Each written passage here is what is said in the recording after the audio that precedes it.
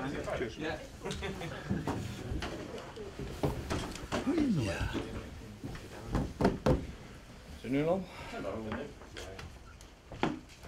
How are you?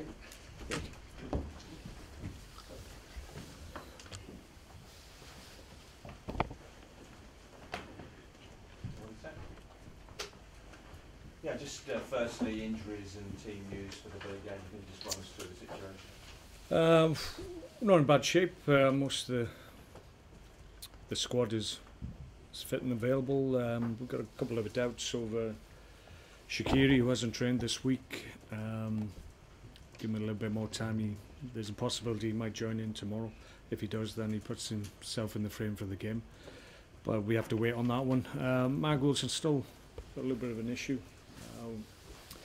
with his calf, and we won't put him at risk if he's got any doubt about the injury. He's trained a couple of times, just felt it a little bit, but don't think he's re-damaged anything. But he's probably a doubt for the weekend. But he's another one that will give a little bit more time to obviously give him a chance to be available if possible.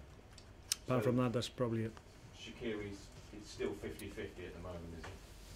Yeah, it's safe to say that. As I said, he hasn't trained all week, so if he's going to give himself a chance to be selected, then he needs to train tomorrow. But obviously, we're not sure whether or not he'll be able to train with the group yet. How much of a relief was it to get that monkey off the shoulder, so to speak, the first win in the Premier League? Yeah, I think it just settles everybody down. I think it was a longer period of time to obviously be able to achieve it than we anticipated. But yeah, on the day, like I said after the game, we probably played better in some of the games that we've been involved in. Actually, we're beaten in those games, whereas we did okay against Bournemouth. Showed a little bit of anxiety in the second half. It's the first time really I saw that, but then we didn't allow the disappointment, obviously, of Bournemouth equalising. Could have been very easy for them to keep the momentum, which normally happens when a team has equalised. They usually use that momentum to push a game, but I felt we dusted ourselves down, went again, and were able to win the game in the end. So that's encouraging for us. I think it just settles everybody down. As I said, we needed the 3 points on the board. We were able to get them, and we're off and running. So I think the season will start for us now. You spoke afterwards a lot about the courage of your players. How impressed were you with them on that score? Yeah, well, just as I've just said, I just felt it was a good response, having possibly been on a little bit on the back foot and tried to protect what we had, which was clearly the wrong thing to do. But it was understandable given the fact we hadn't won up to that point. But the response after we conceded the equaliser, I thought, was excellent. So that was encouraging, and we had a decent week. Finished it with obviously 3 points in the league, but we'd had 3 games unbeaten. So that's encouraging for us. We're looking to extend that obviously against Villa at the weekend if we can. We've got a decent recent record against them. So we'll see how we can do. Yeah, you all seem to find Villa a decent sort of place to get victories. I think you've lost only 2 out of 10 or 11, so that must give you some confidence. Yeah, in my time here, we've had positive results there. I had an excellent one in my first year, and I think we illustrated that maybe the team was forming in a different way. We were able to show people. I think it was on TV at the time, and played exceptionally well on the day and made people sit up and take notice. Last year, we got a break at the end, and were able to take the game away from them with a penalty. But overall, we've always enjoyed going to Villa Park. It's a great stadium. It's always a great atmosphere. We take lots of fans as well who make themselves known. So in recent times, as I said, we've enjoyed the experience there, and as a consequence, maybe we've come back with positive results because of that experience. So we want that to happen again if it's all possible. The Villa maybe haven't started as well as they would have liked, similar to us in that regard, I would suggest, but they've still got good talent, got a lot of pace in key areas of the field, so we'll have to be ready for their challenge. But we're looking forward, and I'm really positive frame of mind at the moment. And wary too of Gustet, who seems to have taken over where Benteke left off with his aerial ability. He scores nearly all his goals in the air. Yeah, no, he's exceptional in the air, and we had experience of him against Blackburn in the cup last year, where he caused us untold problems. So we're very much aware of what he can do. The key is to maybe, first and foremost, defend correctly, but possibly stop things at source, and that means don't allow a supply line of quality balls into the box. I think he's benefited from some fantastic quality of balls into key areas of the penalty area, and he'll attack things if balls are set up in there. So yeah, you've got to defend his physical presence, but maybe the best way to go about it is to stop the ball coming into your box in the first place. Maybe that's what we'll do. Stronger mentally now that you talked about the building blocks of a clean sheet at Fulham and then the victory. That put you in a better mental frame of mind going into the game. Yeah, I don't think we were ever in danger of going under because mentally we couldn't deal with where we were. It's still very early in the season. We wanted to make a better start. It hadn't gone quite as we anticipated, but there was no alarm bells ringing. We know we're a good side at this level.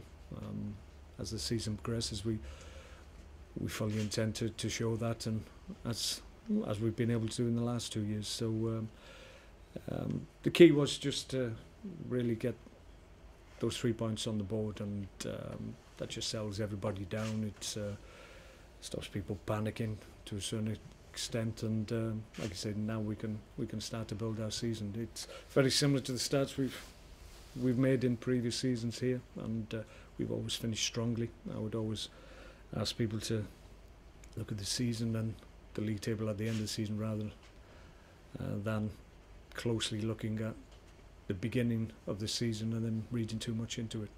Good, thank you. Mark, it's a steep learning curve, isn't it, Premier League management? Do you have some sympathy for what Tim's going through at the moment? Yeah, it's not easy. It's the biggest challenge in world club football. I think to consistently be successful in the Premier League is a difficult task for anybody, no matter what experience you got. The thing with Tim is he hasn't been a manager for that long, but he's been involved in football at lots of different levels. Obviously a top player in his own right, so it's not as if he's green behind the gills in terms of understanding what can happen in games and what needs to be addressed. So I think his character and his personality is strong, and I think certainly that's maybe part of what Villa felt they needed when he was given the role. And the more games you have, the more experience you get, and the better you become. So yeah, he hasn't had the sole responsibility, and what you'll find out very quickly is that when things aren't quite going as well as you hope, as a group of people will always point the finger at the guy who's got the manager's role. That will never change, and he understands that as I do. So it's all about getting results on the board. If you do that, then the focus goes elsewhere. Nevertheless, you'll be looking at put more pressure on him this weekend. Yeah, well, only because we want to keep on building our season. Our recent form, like I said, has been okay. 3 games unbeaten, so we'll take that. We want to build on that. Once again, we've got another international break coming up, which is a frustration once again. I've said many times in these press conferences that at this time of the year the season is stop-start, so it takes a little bit of the edge of your work when you're constantly having to have 10, 12-day breaks. We've got a longer break this time after the Villa game until we play Swansea on the Monday following, so we've got even longer to wait. So it's not easy at this time of the year, but hopefully after this break we can all settle down, and come Christmas time I think you'll have a better idea of who's going to struggle and who's going to be successful this year. Mark, there's a nationwide campaign with the Football Sports Federation over the weekend about trying to keep the cost of football down. I think Stoke fan has been barred from taking in a protest banner charging £41 for Stoke fans at Villa Park at the weekend. They want it to be around £20. 20 is plenty, as the campaign is called. What do you think about the costs for supporters going to games, and should there be more reciprocal deals? Because I know Stoke and Newcastle have done one this season. Yeah, I think the argument will always be there's so much financial strength in the Premier League. Is is there a case for, obviously, maybe clubs helping fans who are the lifeblood with other fans and their support and the emotion that they bring to games? Then it's not the game that we love. So we have to protect their participation in the game of football, and that means if we can help them to get to more games and increase the atmosphere at games. I think if you start taking away support, I think that takes something away from the spectacle on a day. I think that's something that needs to be protected. There's enough money in the game, I would suggest, to be able to allow, obviously, lots more people to watch the game that we love. It's not easy. It's difficult times for a lot of people who watch football, and sometimes you have to forego things that you want to do to continue to watch your club and your team playing. But there'll come a point where there's a tipping point and it's not able to continue for you as an individual and a family. So I think anything that we can do that will encourage people to continue to watch football, I think, needs to be done. Mark, Jack Butland has another call-up to the senior England squad. Is that showing just how well he's played in the opening part of the season? Yeah, he's played exceptionally well. He's well thought of by England. We know that he's represented them at all levels and been outstanding at whatever level he's played at for the England team. So he's obviously making that progress, that final step to be a regular, I feel. Given the fact he's now a #1 keeper in the Premier League, then obviously his case for inclusion is a lot more valid and strengthened by the fact that he's playing week in, week out for Stoke City. But he never loses focus in terms of what his priority is, which is to play well for Stoke. And if he continues to do that, then he gets international recognition as has been borne out by his inclusion in this squad. If he continues to play well for us, then he'll get into more squads and hopefully play, because that's the key from his point of view. Have you been pleased at the way he stepped up into the #1 role after Asmir's left? Yeah, it was never a given. You can never say that because you never know how players react to different situations they put in. But sometimes you can back your judgment more keenly with certain individuals than others. And Jack, given his undoubted ability, but also his manner and his demeanour, his personality, how he deals with things, Jack was always less a risk than maybe others when you give them opportunity to stake their claim. So we're pleased that it's gone well for him, but he was probably one that we felt his ability would allow him to be successful for us. And Villa are a different prospect to maybe what they were last season. They brought in some players from the French league. They brought in Mika Richards. What kind of a challenge do you think they bring to this weekend? Yeah, they're a good team. On paper, they've got a lot of talent, a lot of pace in the side, different threats as well. Just that we've been talking about gives them the aerial threat that obviously people were thinking they'd lose with Benteke leaving, but they seem to address that. So in terms of what they can offer and what they can challenge you with, then a lot of the tools that they had in the game box, it's still there for them, and they can still test you. And certainly at Villa Park, they'll be wanting to do well in front of their own fans, and we'll have to be ready. But we're hopeful that our record in recent times will continue. Just a word on John Walters. The chairman said hopefully that there might be some agreement close. He's been playing well for country and for you. Are you pleased with his performance? Yeah, but John's situation was ongoing, and it was something that obviously was discussed at length when the window was open. But once the window closed, and I had a chat with John and said he just needs to keep focusing on the football now and play well and see where that takes him, and that's exactly what he's done. I never thought anything of what happened before the window closed would affect him after the window. He's been excellent. He's playing on merit because he deserves to be in the team at the moment, and if he continues to do that, he's obviously going to play more games. Mark, you were critical about the international break, and quite rightly it does break up the start of the season, but are there any positives to come from that? More time for coaching, more time for game preparation, particularly after the break. You've got 3 games, I think, within the space of 9 days. Yeah, but the frustration is the vast majority of the guys that are away, the ones that are predominantly in your first 11, so they're away. They're not the ones that you can actually get the work into. You can make sure that obviously the group that's left behind who are not getting international recognition at that time. You can make sure you can address maybe one-to-one things that maybe they need topping up with. But there's always a frustration. There's a sense that you're just spinning plates waiting for the whole group to come back together again. So you can do good work, but it can't be specific to the actual team and to the group as a whole. It's more individual stuff that you can concentrate on, which is no bad thing, because there isn't that many opportunities during the season to do that key specific work. Sometimes that falls by the wayside because you have to concentrate on the group and the dynamics of the team itself. But yeah, there's pluses and minuses. It's just the continuity and the momentum that you have in terms of your work.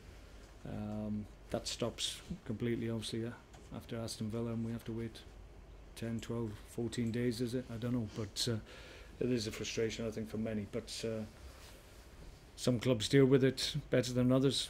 We're probably one of those that feels it a little bit more than others, but once we get this big chunk of international time out the way, then we can concentrate and really work consistently well for a longer period. Okay. International guys, just want to ask you just a couple of questions. Right, yeah, go ahead. Looking at that camera.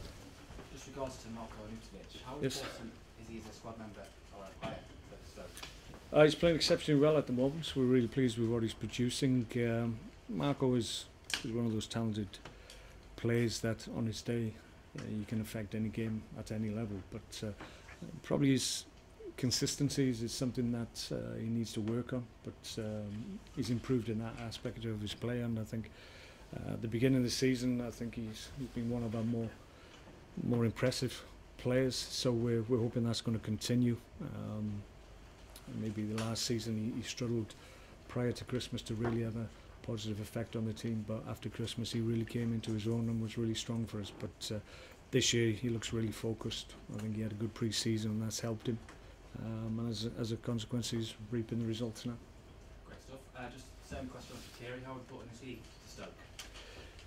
Yeah, I mean he's a key player for us. Obviously he will be for many seasons to come, we feel, but it's early days for him. It's been a little bit stop-start for himself. He's picked up an injury, unfortunately, which is a disappointment for him and for us, but at the moment there's a little bit of a getting to know you period, a little bit of a transitional period from obviously playing in different leagues and now playing in the Premier League, which is hard, I feel, for certainly attacking players. I think it's more difficult for creative attacking players to instantly understand what the Premier League is all about and have a positive impact. I think it's easier for defenders coming to this league and maybe midfield players to integrate a little bit more smoothly, and they're given a little bit more time. But top players like Shaqiri obviously are expected to hit the ground running and affect games quickly, but it takes time. But we're pleased with what he's showing, and he's going to be really influential for us. Great. Just a final question about Wales. They look to qualify first time since 1958. How important is that for Wales as a nation? Yeah, well, I think everybody's excited by what's ahead. Chris and the guys have done a fantastic job, and we like to think it's only a matter of time before it's actually confirmed. We're very, very close, and we've been close in the past. I've been involved in teams as a player and as a manager, and we haven't quite been able to make that final step, but I think we all feel this is Wales' moment, and we've got key players and lots of players playing at the top level, which is important. I think that gives us a better chance. And obviously we've got a world-class player in Gareth Bale who can make the difference. So we've got a lot of things going for us. We've just got to make that final step. Once we do, I think people will see us in the European Championship and enjoy not only what we produce on the field of play, but they'll enjoy Welsh supporters travelling en masse, I think, as well. Great, thank you very much. Okay, no problem.